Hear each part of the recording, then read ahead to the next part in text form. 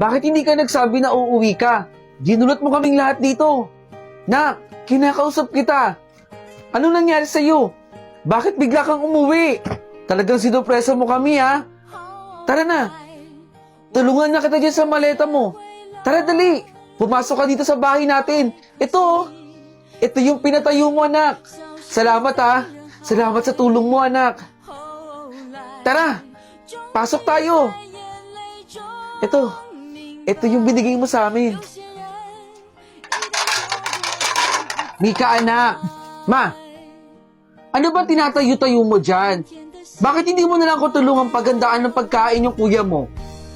Kesa nakatulala ka dyan, tulungan mo ko. Hindi ka ba natutuwa na dumating na siya galing sa ibang bansa? Ang tagal natin siyang inantay. Kaya sana anak, tulungan mo naman ako paghandaan yung kuya mo. Para sa ganitong paraan, nakatulong tayo sa kanya. Tara na. Mika, huwag ka nang tulala dyan. Opo, ma. Opo. Tutulong na po ako. Tara na at simulan na natin to. Para makakain na tayo.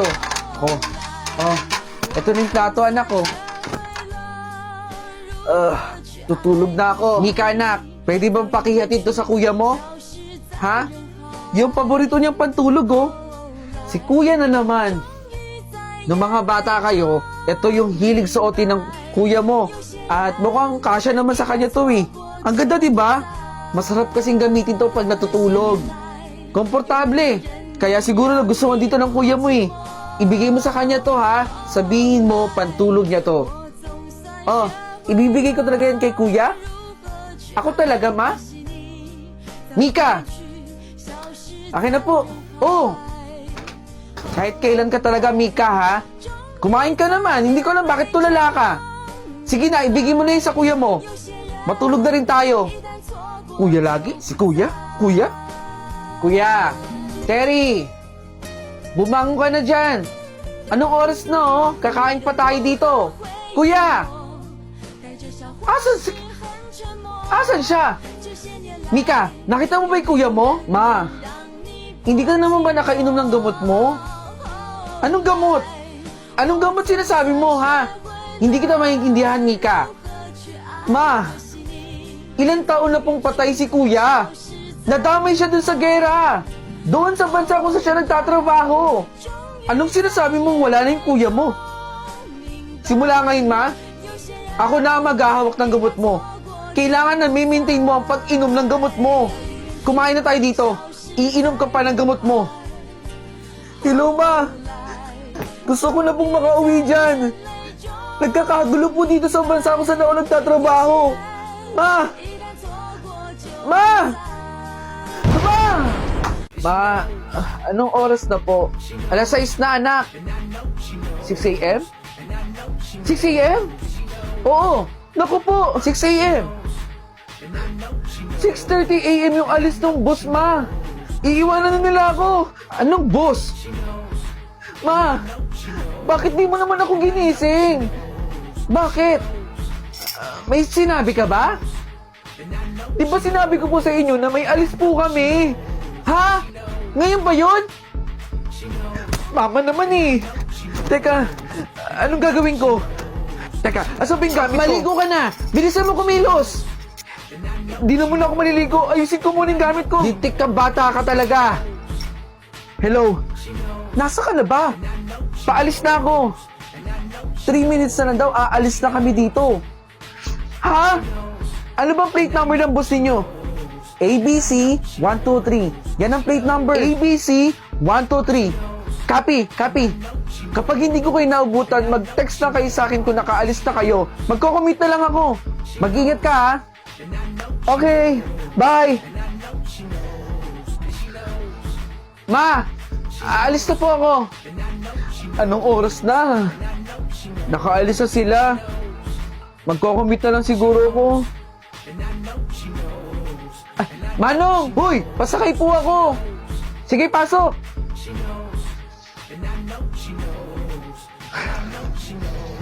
Saan ka ba? Diyan lang ako sa may kanto, Manong. Teka, magbabayad po ako. Diyan lang pala eh. Kamalas-malasa naman. Naiwan ko pa yung wallet ko. Manong, pwede po bang balik tayo doon? Oh, bakit? Naiwan ko po yung wallet ko pambayad sa inyo eh. Malas talaga. O sige, basta doble bayad ha. Sige po. Tara. Kakainis naman. Ano ba ito nangyayari sa akin? Kakainis, naiwan ko pa yung wallet ko. Ma, nasa ba yung wallet ko dito? Nandito lang yun eh. Oh, edi hanapin mo dyan yung wallet mo. Kagabi ka pa dyan nakatambay, hindi mo inayos. Ah, Nak, panoorin mo tong balitang to oh. Ma, wala na po akong panahon manood ng balita. Anong oras na po? Sobrang late na po ako. Nasaan na ba yung wallet ko dito? I-group mo daw to ng mga estudyante. Sakay ng bus na may plate number na ABC123. Nabudol daw dun sa poste. Sugutan yung mga estudyante doon. ABC? 123? Ayun oh. Na-aksidente. Kawawa naman ang mga estudyanteng to.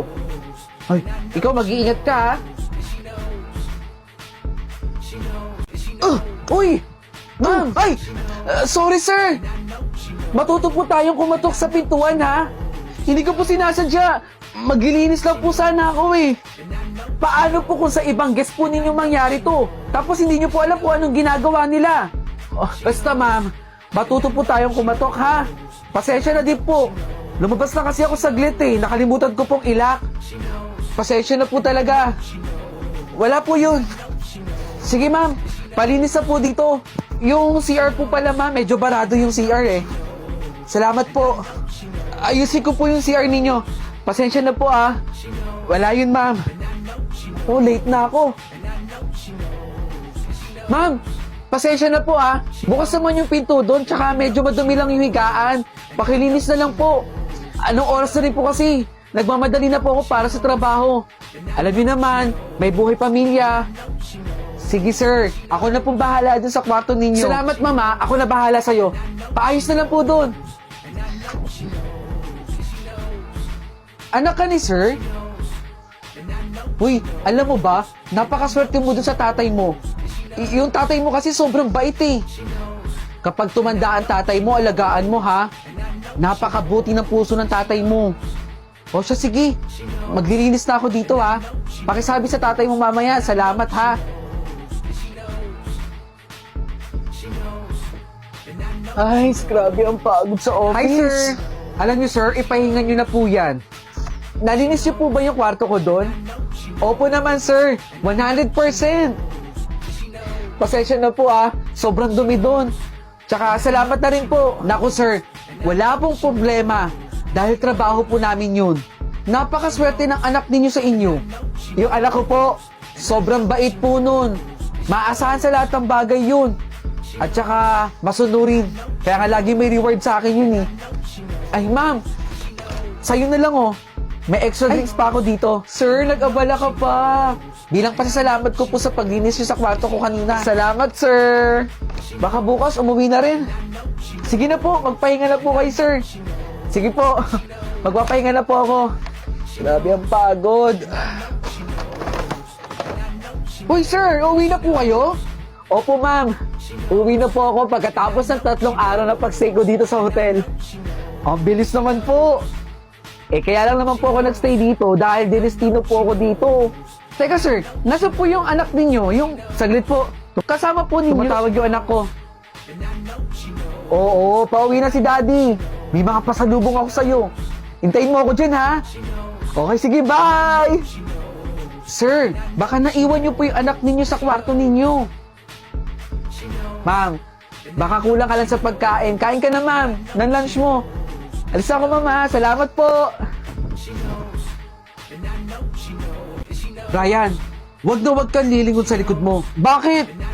Merong isang batang sumusunod sa atin. Duguan siya. Alam mo, ikaw, ang hilig mong manakot porket may third eye ka.